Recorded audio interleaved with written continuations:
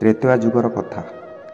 ଏକଦା ଭଗବାନ ଶ୍ରୀରାମ ମାତା ସୀତା ଓ ଅନୁଜ ଲକ୍ଷ୍ମଣଙ୍କ ସହିତ ଚିତ୍ରକୂଟ ତ୍ୟାଗ କରି ଅନ୍ୟ ଏକ ଅରଣ୍ୟକୁ ଯିବା ସମ୍ପର୍କରେ ଆଲୋଚନା କରୁଥାନ୍ତି। ଉଭୟ ପ୍ରଥମେ ଅତ୍ରି ଋଷିଙ୍କ ଆଶ୍ରମକୁ ଯାଇ ସେଠାରୁ ପରବର୍ତ୍ତୀ ଅବସ୍ଥାନ ପାଇଁ ଉପଯୁକ୍ତ ସ୍ଥାନ ଅନ୍ୱେଷଣ କରିବେ ବୋଲି ସ୍ଥିର କରି ଆଶ୍ରମ ଅଭିମୁଖେ ଯାତ୍ରା କଲେ। ମହର୍ଷି ଅତ୍ରି ରାମ, ଲକ୍ଷ୍ମଣ ଓ ଜାନକୀଙ୍କୁ ମହାନନ୍ଦରେ ସ୍ୱାଗତ କଲେ।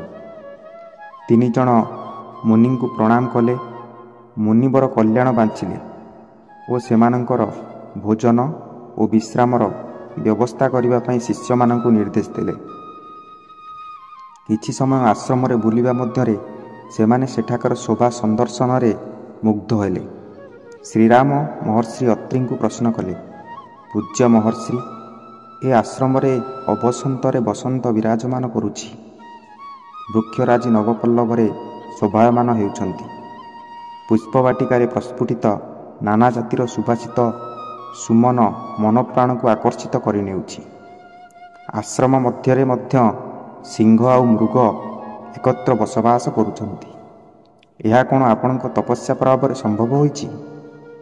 ମହର୍ଷି ଅତ୍ରି ସ୍ମିତହାସ୍ୟ ପ୍ରଦାନ କଲେ ଏବଂ କହିଲେ, ହେ ରଘୁନନ୍ଦନ, ତୁମକୁ କ'ଣ ବା ଅଜଣା ଅଛି? ତଥାପି ଯଦି ପଚାରିଛ ତେବେ ଶୁଣ। ଏହା ସମ୍ଭବ ହୋଇଛି ମହାସତୀ ଅନସୂୟାଙ୍କ ଉପସ୍ଥିତି ଯୋଗୁଁ। ଏ ଆଶ୍ରମ ପରିସର ବାହାରେ ଦାନବମାନେ ନାନା ପ୍ରକାର ଅତ୍ୟାଚାର କରୁଥିଲେ ହେଁ ସେମାନେ ଏହା ଆଭ୍ୟନ୍ତରକୁ ପ୍ରବେଶ କରିବାକୁ ଭୟ କରୁଛନ୍ତି। ପୂର୍ବରୁ ଏ ସ୍ଥାନ ଏପରି ସବୁଜ ଶ୍ୟାମଳ ନଥିଲା। ଏ ସ୍ରୋତସ୍ୱିନୀ ମନ୍ଦାକିନୀକୁ ଯେଉଁ ମହୀୟସୀ ନାରୀ ଏଠାକୁ ଆଣିପାରିଛନ୍ତି ସେ ହେଉଛନ୍ତି ମୋର ପତ୍ନୀ ମହାସତୀ ଅନସୂୟା। ତାଙ୍କ ଭୟରେ ଅସୁରମାନେ ଏଠାକୁ ଆସିବାକୁ ସାହସ କରୁନାହାନ୍ତି। ତାଙ୍କର ସତୀତ୍ୱର ଗାଥା ସର୍ବତ୍ର ବିଦିତ। ତୁମ୍ଭେମାନେ ମଧ୍ୟ ଏ ନାମ ସହିତ ସୁପରିଚିତ ଥିବ।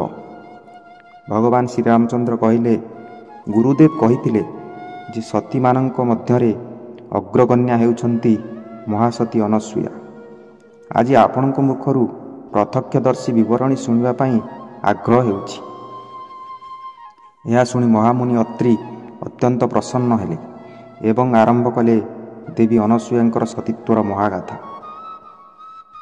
ଅନସୂୟାଙ୍କ ସତୀତ୍ୱର ଚର୍ଚ୍ଚା ଭୂଲୋକ ଅତିକ୍ରମ କରି ସ୍ୱର୍ଗଲୋକରେ ପ୍ରବେଶ କରିଥିଲା।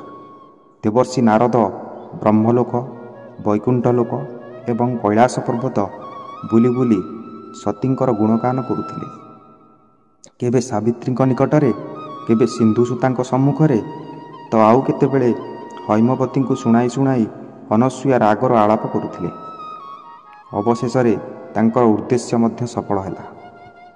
3 ମହାଦେବୀ ଈର୍ଷାର କବଳିତା ହେଲେ। ନାରଦଙ୍କ ସାହାଯ୍ୟରେ ସେମାନଙ୍କର ଏକ ସାକ୍ଷାତକାର ଅନୁଷ୍ଠିତ ହେଲା। ସେମାନେ ଅନସୂୟାଙ୍କ ପାତିବ୍ରତ୍ୟର ପରାକାଷ୍ଠାକୁ ପ୍ରତିହତ କରିବାକୁ ଚାହିଁଲେ। ସେମାନେ ନିଜ ନିଜ ପତିଙ୍କୁ ଅନସୂୟାଙ୍କ ସତୀତ୍ୱ ନଷ୍ଟ କରିବାର ଦାୟିତ୍ୱ ନେବାକୁ ଅନୁରୋଧ କଲେ।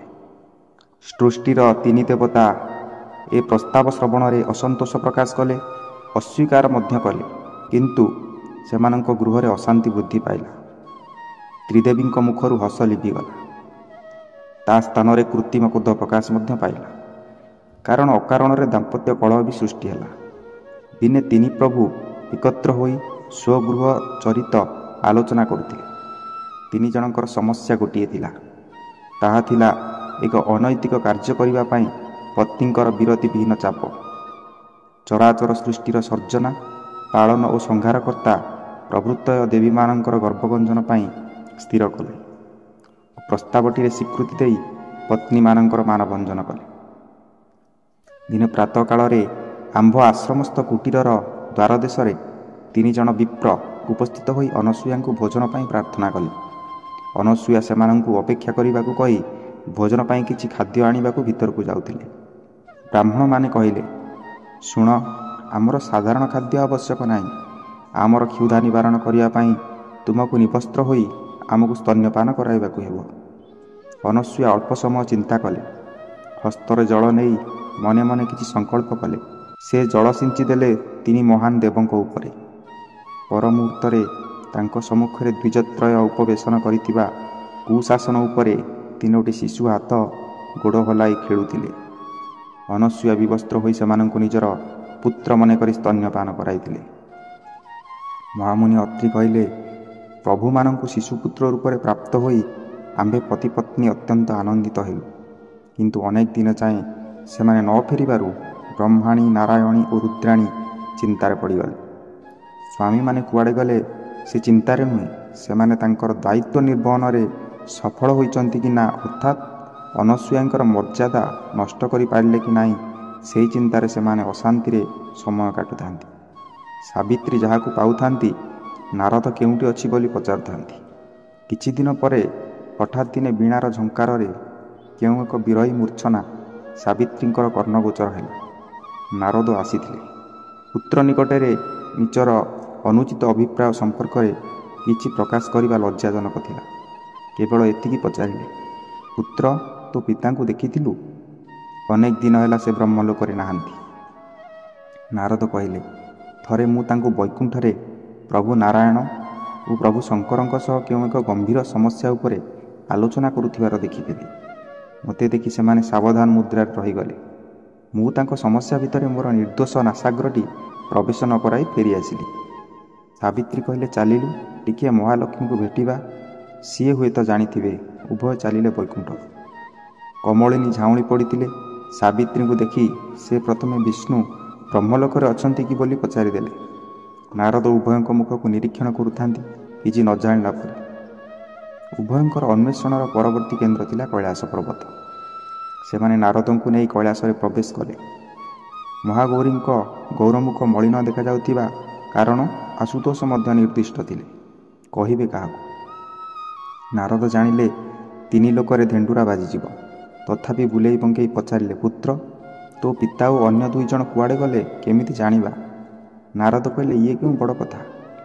ତାଙ୍କ ବାହନମାନେ ଜାଣିଥିବେ କିଏ କାହାକୁ କେଉଁଠି ଛାଡ଼ିଛନ୍ତି। ବୃଷଭ, ଗରୁଡ଼ ଓ ରାଜହଂସ 3 ଜଣ ସ୍ମରଣ ମାତ୍ରକେ ସେଠାରେ ଉପସ୍ଥିତ ହେଲେ। 3 ଦେବୀଙ୍କୁ ପୃଷ୍ଠରେ ବସାଇ ଆମ୍ଭ ଆଶ୍ରମରେ ସେମାନେ ପହଞ୍ଚାଇ ଦେଲେ। ନାରଦ ମଧ୍ୟ ମନଯାନରେ ଆସି ସେମାନଙ୍କ ସହ ପହଞ୍ଚିଗଲେ। ଦେବୀମାନେ ଅନସୂୟାଙ୍କ କକ୍ଷରେ ପ୍ରବେଶ କରି ପଚାରିଲେ, ଆମ ସ୍ୱାମୀମାନେ ଏଠାକୁ ଆସିଥିଲେ, ତାଙ୍କୁ କେଉଁଠି ଲୁଚାଇ ରଖିଛନ୍ତି କୁହ?